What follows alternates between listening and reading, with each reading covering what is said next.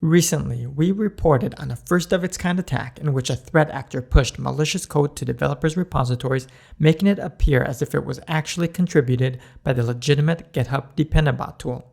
Unfortunately, this tactic is much simpler to execute than you might think, and in this video, I will be demonstrating just how easily someone with nefarious motives can push commits on behalf of GitHub's Dependabot, leveraging its legitimacy to disguise their malicious activity.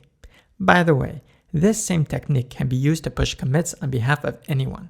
Now, just a quick recap what Dependabot is before I demonstrate this attack. Dependabot is a free tool from GitHub that automatically manages dependencies for software projects. It detects security vulnerabilities and outdated versions, and then creates pull requests on behalf of the developer with updates to help keep their software secure and up to date. And with that, I will now demonstrate how an attacker is able to spoof a Dependabot commit. The only thing that the attacker needs to put a little effort into obtaining is the targeted developer's GitHub access token, which can be quite easy to achieve if the developer does not properly safeguard their tokens. Tokens are mainly used for automated workflows like pushing code to repositories and are targets for attackers because they bypass their normal multi-factor authentication. So now, assuming the attacker got a hold of this developer's GitHub access token, the next piece of information they would need is the username and email address of the Dependabot. Normally, the email of a contributor can be easily obtained through this URL format. You just replace the username, repo name, and commit hash of an authentic commit of the contributor you are targeting. The Dependabot username and email, however, is already easily accessible within its GitHub account. Now this here is an example of a victim account. I will enter now into one of the repositories so that you can see that there are no contributions there by anyone else.